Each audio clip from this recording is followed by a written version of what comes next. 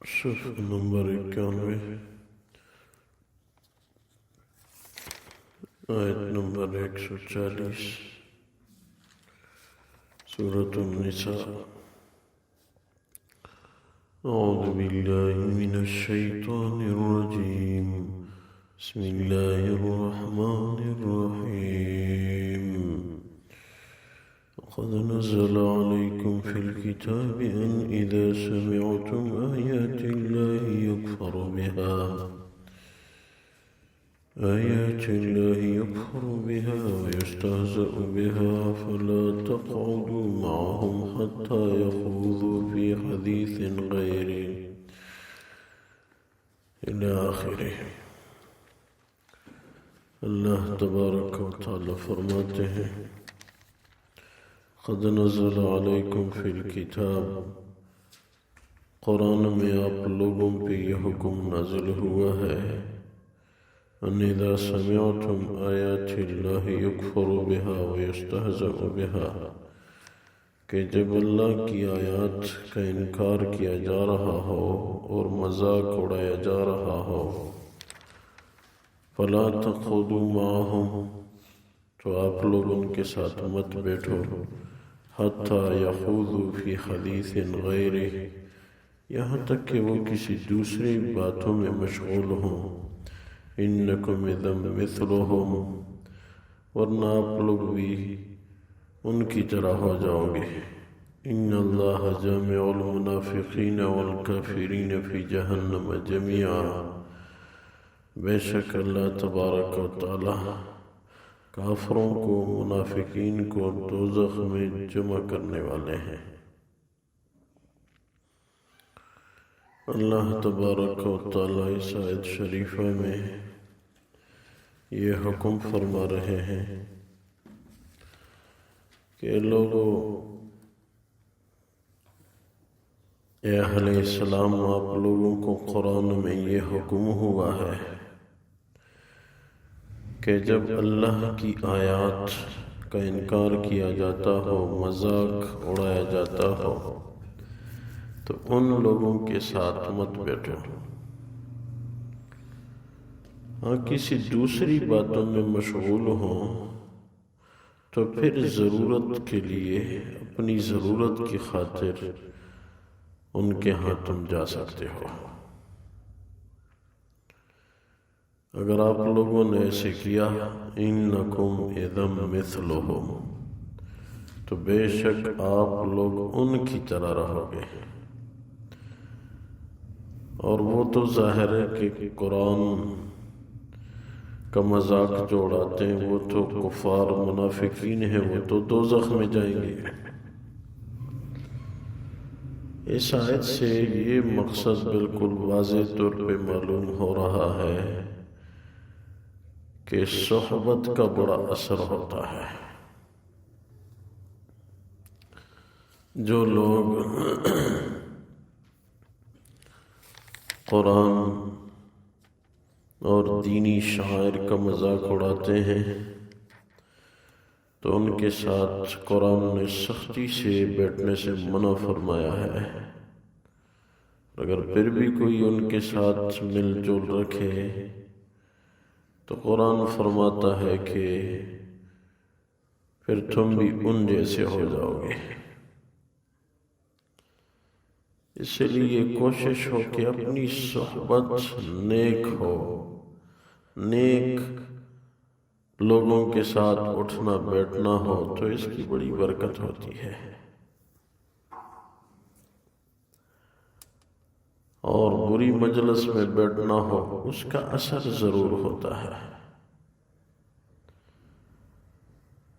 جیسا کہ حدیث میں ہے کہ حضور اقدس صلی اللہ علیہ وسلم کی مبارک ذات صبح کی نماز میں سورۃ الروم کی تلاوت کر رہے تھے۔ تلاوت مسلسل جاری نہ رکھ سکے، بار بار مغالطہ ہو رہا تھا،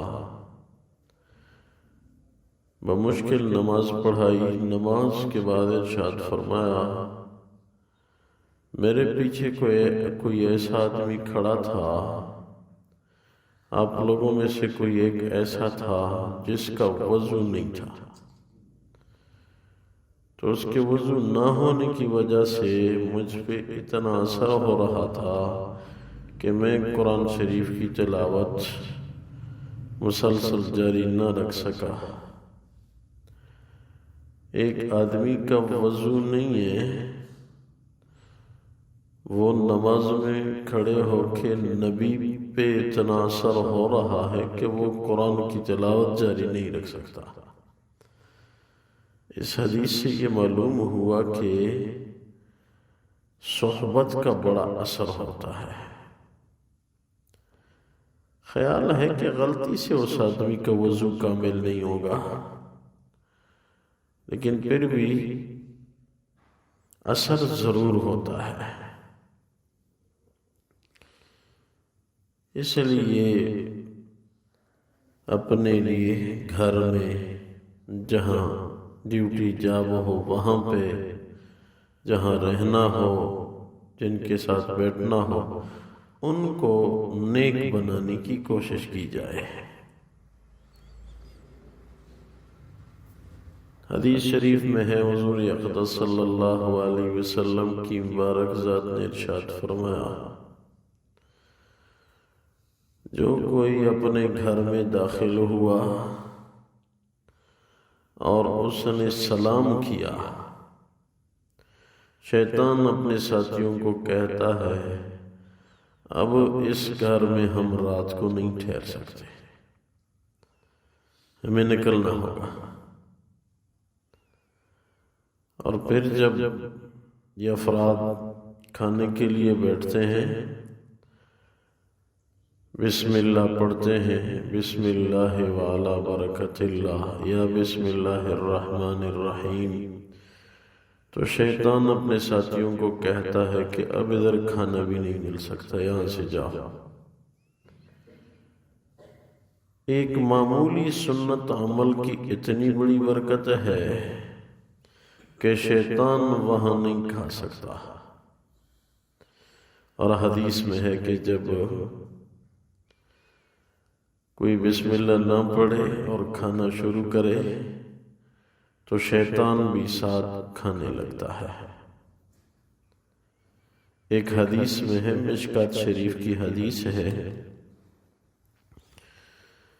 کہ حضور اقدس صلی اللہ علیہ وسلم کی مبارک ذات ایک جگہ تشریف لے گئے، تو وہاں ایک آدمی کھانا کھانے لگا، اس نے بسم اللہ نہیں پڑھا،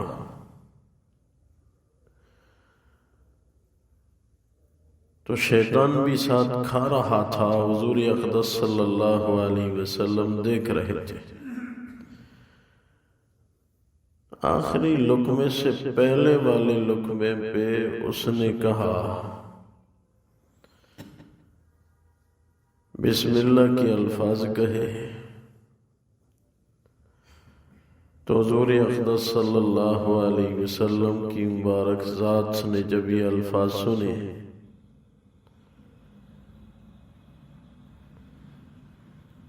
تو مسکرائے۔ اس آدمی نے کہا یا رسول اللہ صلی اللہ علیہ وسلم، آپ اب تک بیٹھے ہوئے تھے، ابھی آپ مسکرائے، یہ کیوں؟ تو ارشاد فرمایا کہ اب تک آپ کے ساتھ شیطان کھا رہا تھا، ابھی جب آپ کو بسم اللہ یاد آیا اور آپ نے کہا بسم اللہ اولہ و آخرہ، تو میں نے دیکھا کہ شیطان یک طرف ہو کے قے کر رہا ہے، الٹیاں کر رہا ہے، جو کھایا تھا وہ تمام روٹی اس نے قے کر دی۔ اس لیے میں مسکرایا کہ میرے اللہ کے نام میں کتنی بڑی برکت ہے۔ اب تک کھا رہا تھا، شیطان برابر کھا رہا تھا، جب آخری 2 لقمے رہ گئے اس نے کہا کہ بسم اللہ یا بسم اللہ اولہ و آخرہ، تو شیطان نے وہ سب کچھ کھایا ہوا قے کر دیا۔ تو اگر یہ بظاہر تو یہ چھوٹے چھوٹے اعمال ہیں، بسم اللہ پڑھنا ایک سنت عمل ہے، ہمارے کچھ ساتھی فرمانے لگے یہ نہ سوچو کہ یہ تو چھوٹے چھوٹے کلمات ہیں، یہ سوچو یہ کن مبارک زبان اور کن مبارک ہونٹوں کے الفاظ ہیں، یہ کس ہستی کا طریقہ ہے۔ تو پھر ایک ایک سنت پہ عمل کی توفیق ہو جائے گی۔ اور حدیث میں ہے کہ جب کسی گھر میں ایک سنت چھوڑ دی جاتی ہے اور سنت کی جگہ غیر شرعی طریقہ اپنایا جاتا ہے تو اللہ تبارک و تعالی کبھی بھی اپنے حبیب کی سنت کی دولت ان کو دوبارہ نہیں عنایت فرماتے۔ تو صحبت نیک ہو، نیک کلمات ہو۔ ہماری استاد فرمانے لگے صحابہ کرام ان چھوٹے اعمال کو کرتے اس لیے تھے کہ یہ سنت ہے، ہم چھوڑتے اس لیے ہیں کہ یہ سنت ہے۔ وہ کرتے اس لیے تھے یہ میرے حبیب کا طریقہ ہے۔ حضور اقدس صلی اللہ علیہ وسلم کی مبارک ذات نے ایک دن فرمایا کاش میری امت میرے بعد غیروں کی طریقوں پہ نہ چلی جائے، اور فرمایا کہ آپ لوگ غیروں کی طریقوں پہ جاؤ گے تو یہ میری امت کے لیے ناکامی ہے۔ اور پھر فرمایا کہ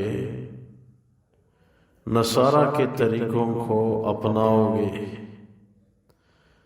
قرب قیامت میں میری امت نصارہ کے طریقوں کو اپنائے گی، اور وہی آپ لوگ دیکھ رہے ہیں۔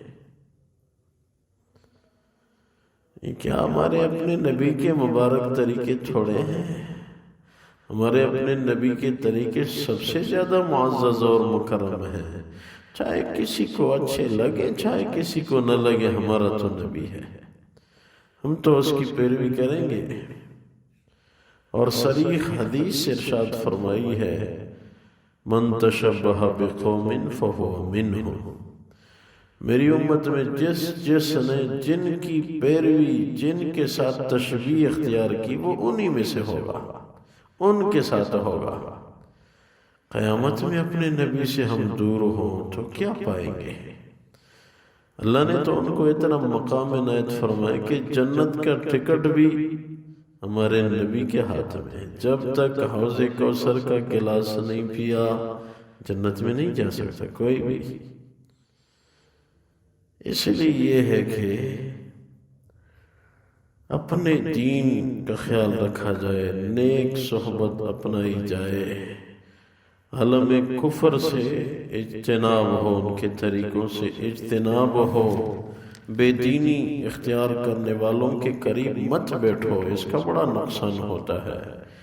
اس لیے اللہ تبارک و تعالی ارشاد فرماتے ہیں وَقَدْ نَزَّلَ عَلَيْكُمْ فِي الْكِتَابِ، قرآن میں یہ حکم اللہ نے نازل کیا ہے ان اذا سمعتم آیات اللہ یکفر بها ویستہزأ بها، کہ جب اللہ کی آیات کا انکار کیا جا رہا ہو، مذاق اڑایا جا رہا ہو، فلا تقعدوا معهم حتى يخوضوا في حدیث غیری، ان کے ساتھ مت بیٹھو، ہاں بوقت ضرورت جا سکتے ہو لیکن جب وہ کسی دوسری باتوں میں مشغول ہوں، انکم اذا مثلہم، ورنہ تم بھی ان جیسے ہو جاؤ گے۔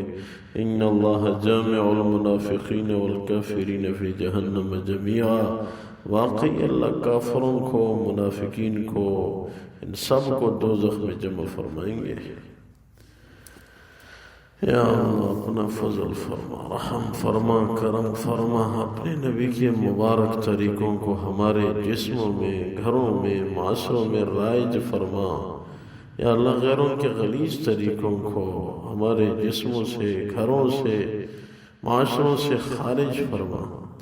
یا اللہ ہمیں قرآن سے، مسجد سے دور نہ فرما، یا اللہ ہمیں اپنا تعلق نصیب فرما۔ موت تک کتنی زندگی رہتی آپ کے علم میں ہے اللہ، ہمیں علم نہیں۔ یا اللہ موت تو آئے گی، ضرور آئے گی، آپ کی رضا میں بسر کرنے والی زندگی نصیب فرما۔ یا اللہ آخرت میں اپنا فضل، اپنے پاک حبیب صلی اللہ علیہ وسلم کی شفاعت نصیب فرما، آخری خاتمہ بالخیر عنایت فرما۔ وفوض امری اللہ ان اللہ بصیر بالعباد برحمتک و کرمک۔